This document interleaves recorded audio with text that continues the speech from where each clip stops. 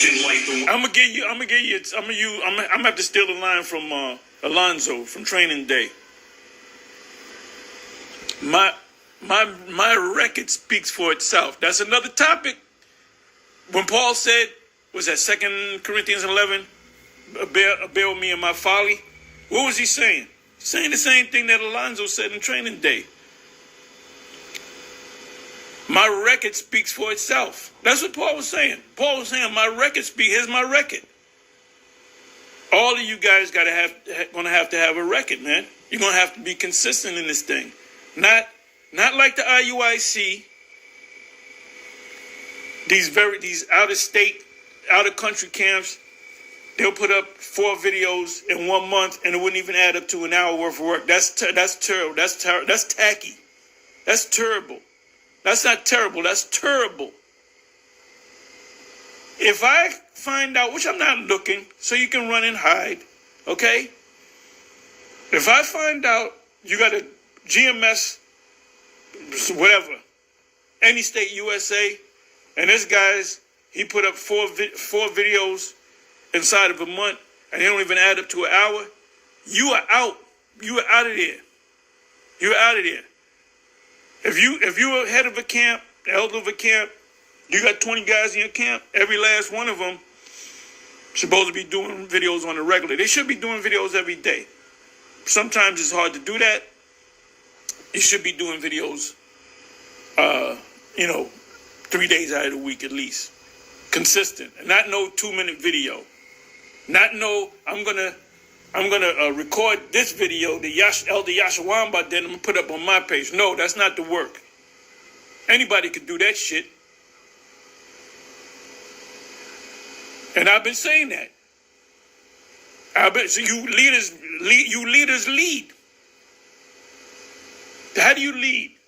You know what you got to do. You know the Spirit's on you.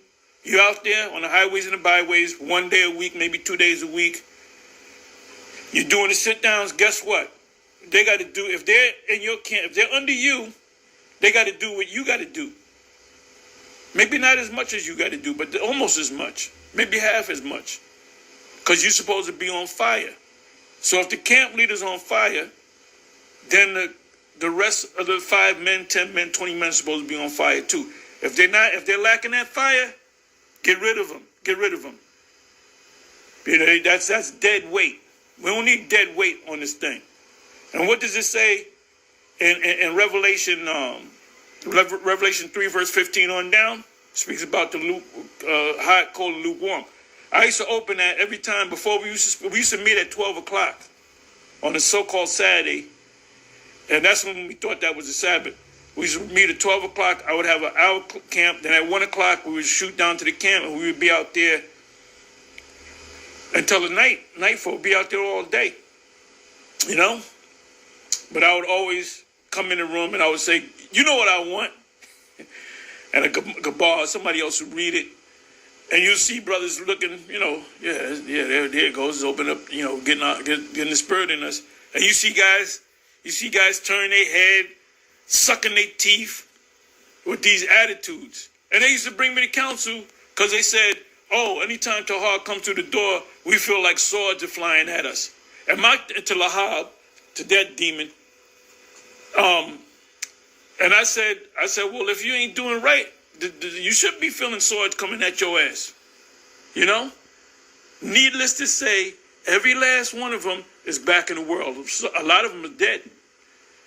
The only ones that was in that room, that's still in that room, that's still here, that was in that room, was 2 people. Ricard was in Brooklyn. He got with us later. Was Pastor Gabar and Bishop Nathaniel. Those are the only 2 left. And you know the course that Bishop Nathaniel took, pretty much he's Darth Vader.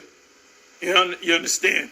Anyway, forgive me for my rambling, but I think I said a lot of good things. So let's look at this. I'm going to give you an example of how these Israelites turned this thing to a spectator sport.